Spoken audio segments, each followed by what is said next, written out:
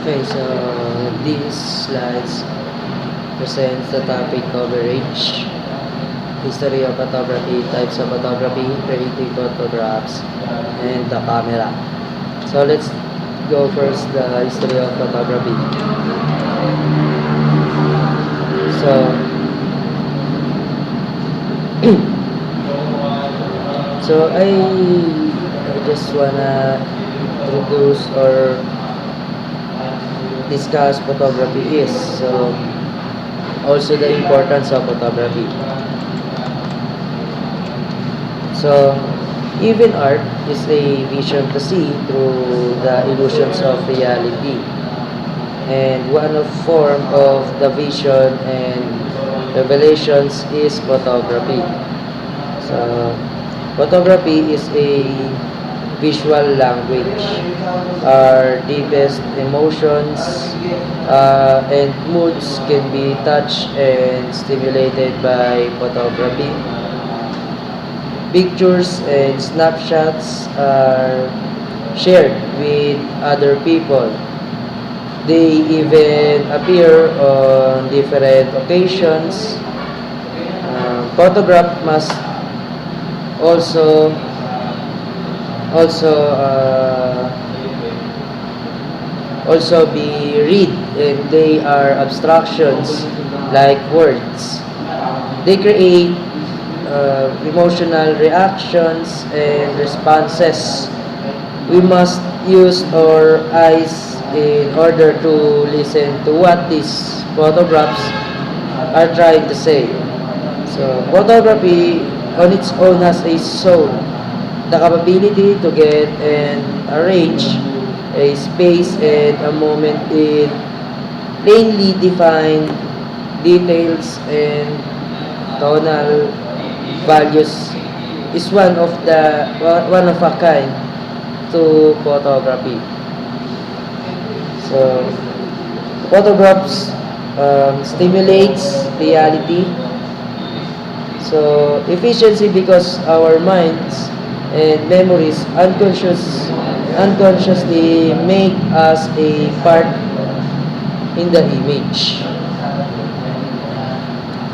And photographs are not a result of mastering the manipulation of darkroom and operation of camera.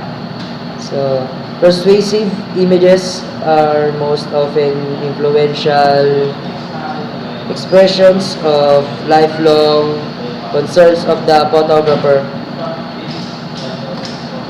And these concerns frequently have a universal appeal. We should strive for eloquence and substance in order to strive for any form of expression. So photographic expression is a skill that can be learned, and it aims to teach you how to make expressive photographs. So choosing a subject matter for your photograph is a personal one. Thoughts, concerns, and experiences must all reflected in one photographic message. So let's proceed to history of photograph. So camera of different types have been known for centuries. So the camera obscura, or literally dark room in Latin, was box of room with a small hole in a center of one of the side or walls. So the scene outside the room. So the scene outside the room or box appeared as a projected image up, upside down and backward on the surface opposite the hole. The camera obscura achieved its some popularity during Renaissance, when it was regarded as an entertaining curiosity. You can turn any room an uh, into a camera obscura by covering all of the windows with sheets of black plastics or another opaque material and making a hole the size of a penny in one of the window coverings. So when you turn out the room or when you turn out the room lights, the world outside the room will be projected on the wall. So you have the equivalent of a modern view camera if the scene is projected on a surface of ground glass. So the first of this was constructed by Robert Boyle in 1670 by placing a piece of translucent paper on the glass surface. So the user of the camera will trace the image and make a permanent record of this or of the camera or of the scene. So further refinement in the years that followed led to camera lucida, which is similar to overhead projectors still in use today. So if you point the lens of an overhead projector towards a window and place a sheet of white paper on the table where the transparency is normally placed, you will see the scene outside the window projected on the paper. So the camera lucida and its variations become the traveling companions of tourists who want to record the place visited permanently. So the birth of modern photography.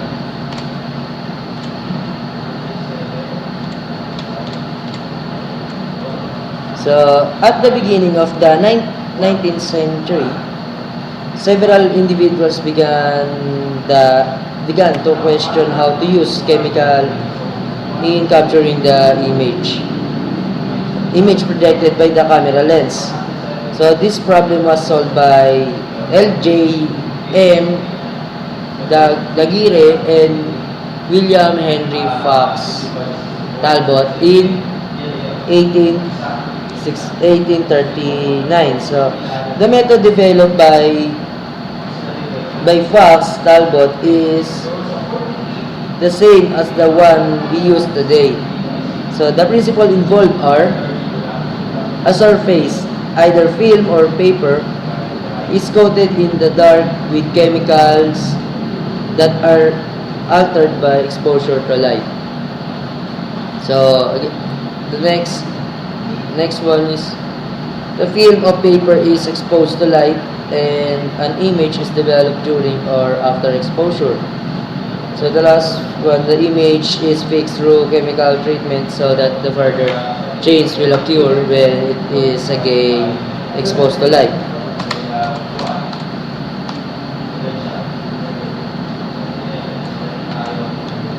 So the process quickly became easy enough for any amateur or professional to do. So photograph became a new way of communicating, and within a few years of its invention, photographic studios had sprung up all over the world, and photographers had begun taking portraits, photographing landscapes, and recording important events. So progress in the printing trades paralleled advances in photography, And in the 1860s, photographs began to be included in books, magazine, and newspapers. So, many earlier photographers who already have a reputation in photography were trained as artists as approach photography as an alternative to painting and other kinds of printmaking.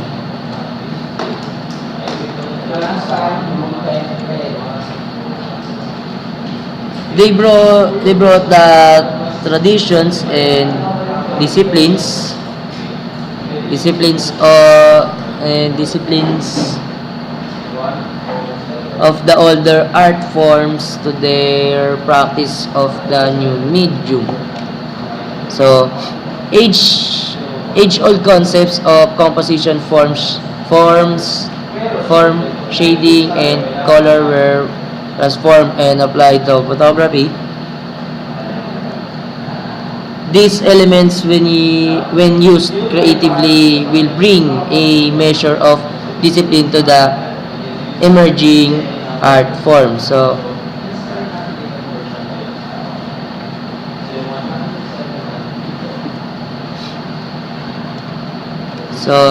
yeah. Technically, advances over the last decades are now possible for photographers. They can choose among the finest cameras, lenses, and films, and this quality equipment are available at reasonable prices. So the processing from black and white negatives and prints to color enlargement can be done in a simply dark room. Polaroids, instance films, and prints produce a finished print or color inside minutes after an exposure is made. So the most exciting development in the past decades is the integration of photography with computers. So digital imaging becomes a photographic revolution, pioneering new ways of capturing and creating photographs. So these advances have expanded photography's promise as a vehicle from communication as well as its capacity to grow as visual art form. So the increasing potential of the medium brings with a challenge to photographers to extend their own creative horizons, to frame visual questions and search for answers that reflect the important social and aesthetic issues of our time. So type of photography. Types of photography. So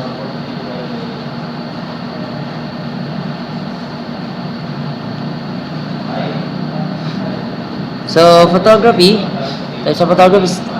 So still life represent a category of paintings or photographs in which the subject is static and limited in context. So these are often carefully arranged or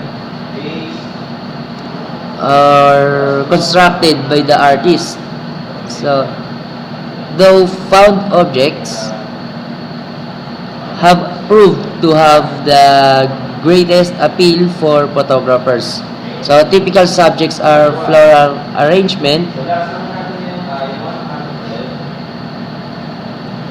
So floral arrangement sa bowls of fruit on tabletops, hunting trophies, and so forth. And so on and so forth. So it is the so Photographs are considered some of the earliest photographs. So it makes the instead of negative being used to generate a photographic print, the subject of the photograph itself constitutes the negative. So the photographs is still used as a means of photographic expressions.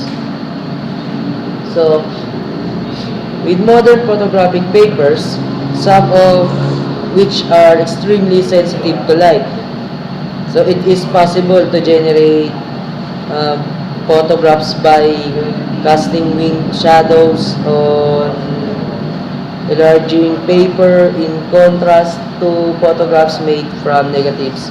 Each photograph is unique.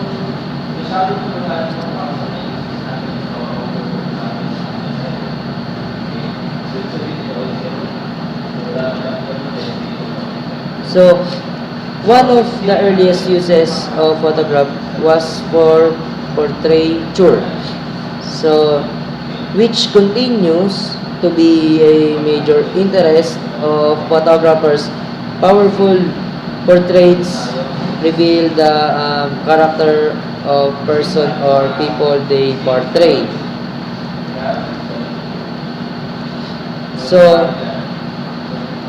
landscape photograph or landscape photography has been a consistent or constant photographic pursuit from the beginning.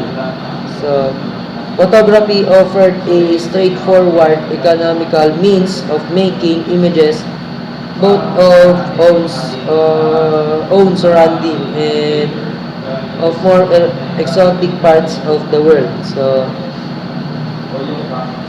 enabling people to please their curiosity about distance, places, and other cultures. So other cultures.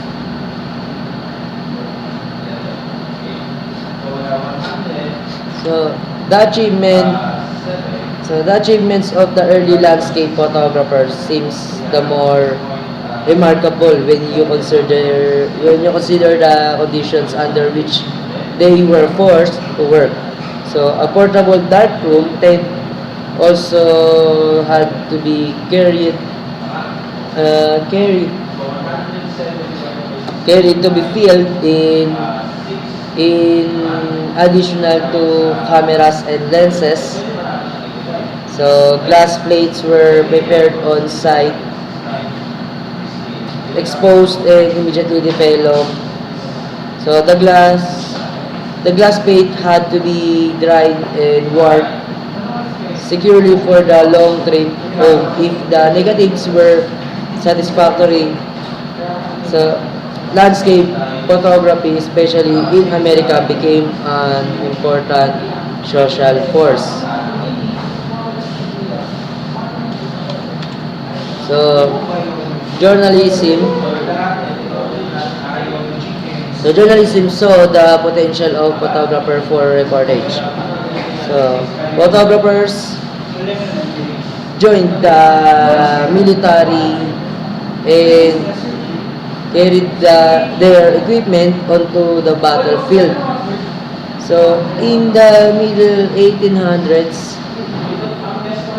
action photos were possible because of the time it took to prepare and expose photographic plate. Still, life of war since proved to be more than adequate to the task. So these pictures and hundreds like them affected those who first saw them. So photographs help the viewer to have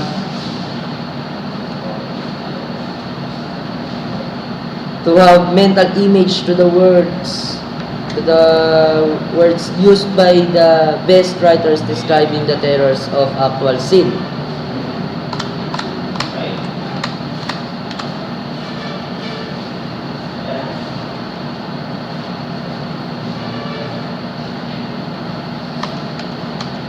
So, creating photographs.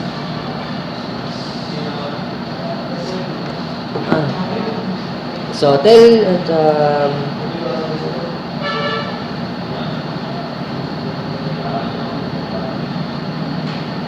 um, so, this I'm going to discuss basic guidelines in composting photographs.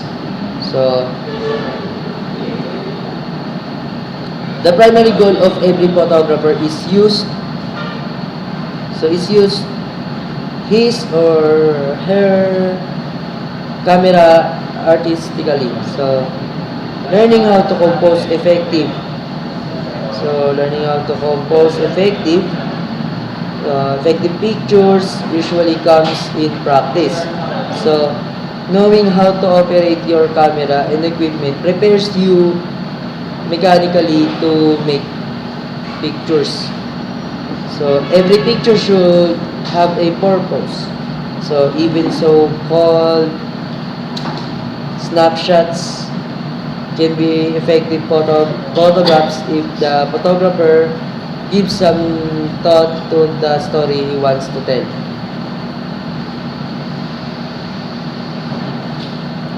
So, your compositions, which are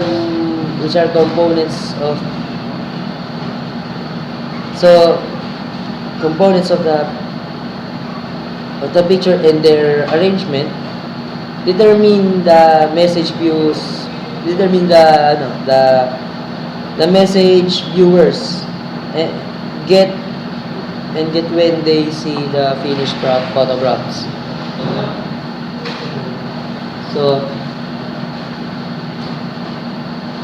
So judging a photograph is a selective thinking that helps in determining a good photograph.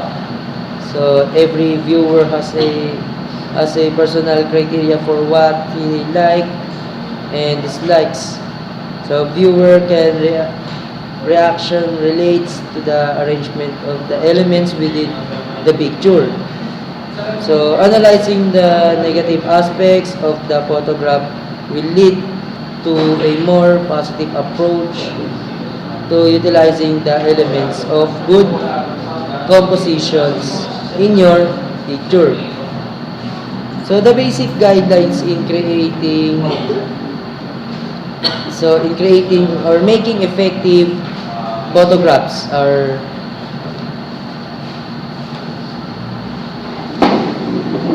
have a center of interest, put the main subject of center, get it close to your subject, keep the horizon straight, watch the background, check all angles, try leading lights, frame the subject. So first, have a center of interest. So there should have a center of interest. There should be a main subject or center of interest in every picture. So it should attract the eyes of the viewer. So the other object in the picture must not complete with what you intend to be the center of interest. So the other objects in the so the person or objects looking or moving toward the center of interest can often be used effectively in the foreground because they help lead the viewer to the main subject. So next will be the put the main subject of center. So the put the main subject of center, it center of interest should not be able or should not be in the center of your picture. So centered subjects usually are less interesting. Yeah. So centered subjects usually are less interesting than those placed according to the rule of thirds.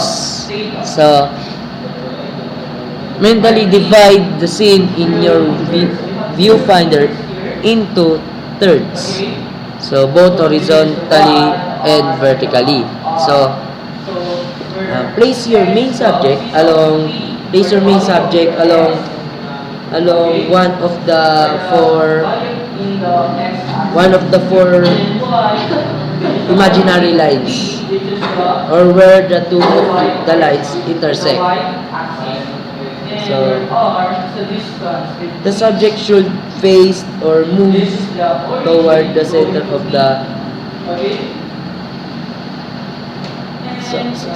the picture and not away from it. So get in close to your subject. Feel your getting close to your subject is you're going to fill your viewfinder only with what you want in the finished product. So get in close with your camera to concentrate attention on your subjects. So that is getting close to your subject.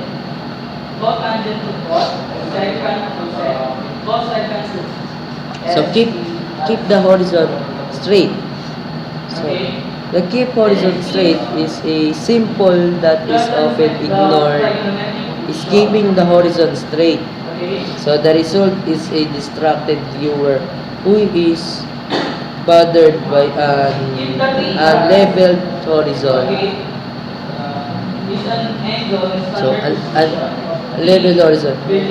Check the subject with a horizon before you take the picture.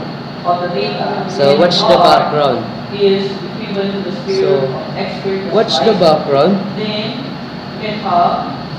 Simple. Watch the background. Equally distracting and an all too common composition error is an example of a poor background. So a cluttered background will draw attention away from your main subject. So avoid backgrounds where trees or poles seems to be growing out of people's head. So always study the background before taking the picture. So check all angles. Study your subject and check it from all angles. Become a slight change of angle, so can improve the composition of your picture. So try to remember that the height of a photographer's eye is not always the best.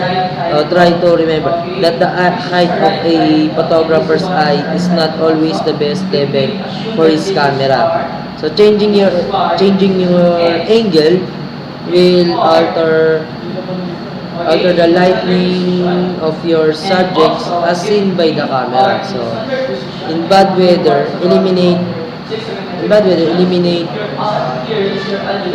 overcast and gray skies by shooting your subject from a high angle. So always check to visualize your subject from every angle before selecting the angle best for your purposes. So try leading lines. Direct the attention of your viewers to the center of interest of your picture with leading lines. So roads, fences, and rivers. So that are examples, and direct attention into the picture. So always look for leading lines that might add impact to your pictures.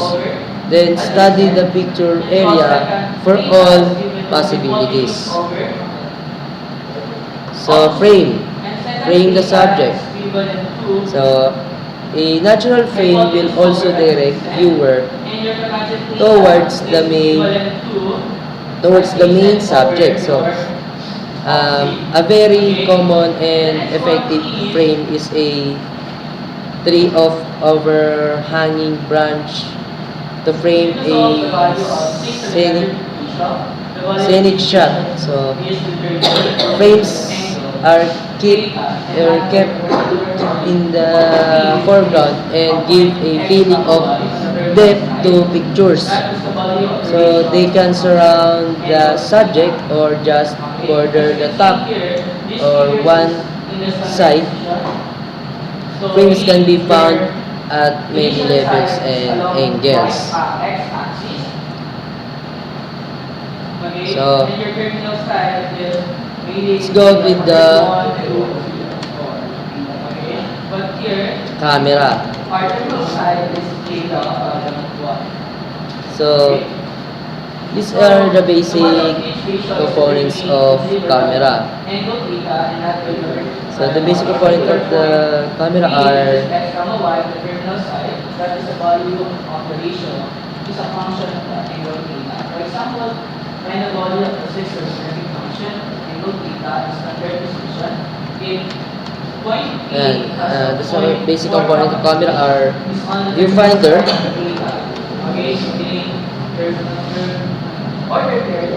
viewfinder,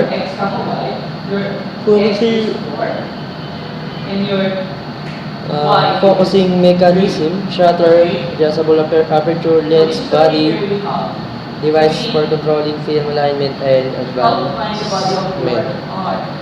Okay, if you can get a piece of paper, so this allow. So just simply this part of the a single reflex camera is used to demonstrate the different components of camera.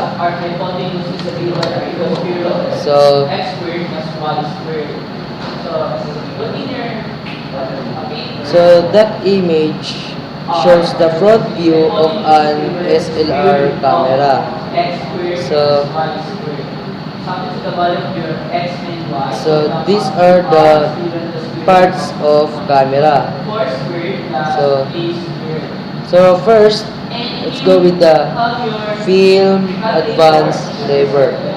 So this is used. So this is what it looks. So film advance lever. So this is used to advance the next frame on the roll of film. So the film is pulled from the film case into the film take-up spool when this lever is pulled. We want to know what is the value of the sign theta. The shutter release button. So after this button is pressed, the shutter is open and allowing for light to hit the film.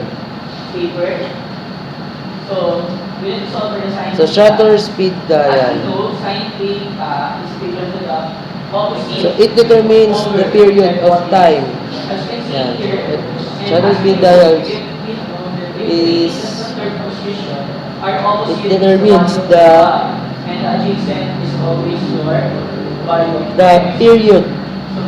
period of time.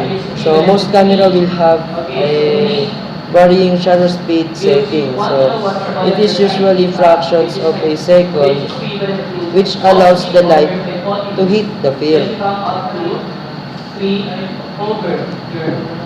So the next one is accessory shoe. So this is located above the viewfinder. So and this is where the flash is attached. So film rewind lamp. So it is used to return all the exposed frames back into their casing. So ISO as an indicator. So this must be set to the recommended setting whenever film is being shot. So your images will come out too dark, or too dark light, or too light if you forget to set this dial. So ISO. Self timer button. It is used to set a delayed responses or response to the firing of the camera. So, camera body. It is used to hold all the internal mechanical and optical parts of the camera. If the value per cosine theta is 40, the value per second theta is given by So, another, this is a back view of the camera. So, we're done with the front and then now we're going to back view. So, the following are the back parts of the camera. So, film cavity. So, film cavity is a part of film cavity. So, it is locked into place by sliding the film rewind shaft into the film casing. So, and this is where the film is stored behind the camera. So, shutter curtains. So, shutter curtains.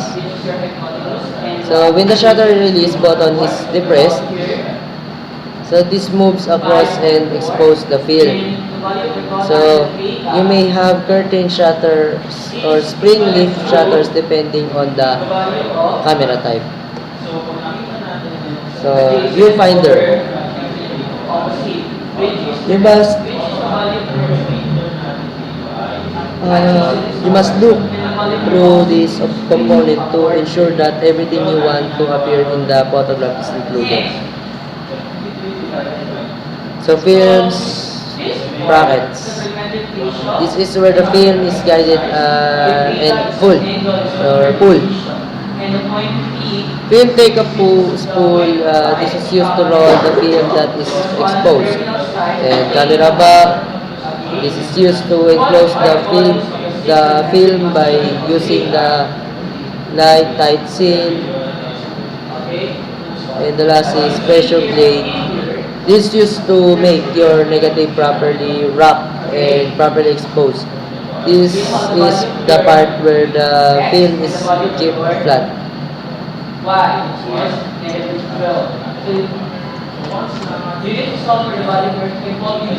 So the following are the top parts of an SLR camera. So focusing ring.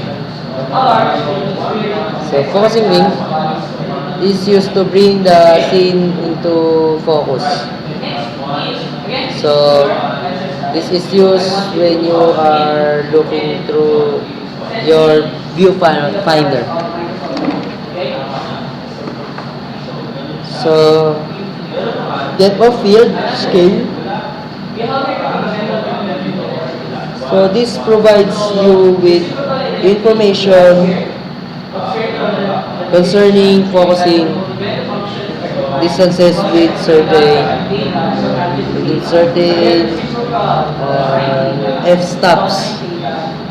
So f/stops. So aperture ring.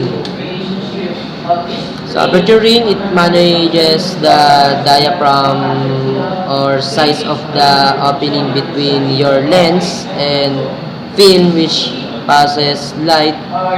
So this is also dictates the depth of field scale in that blurry part.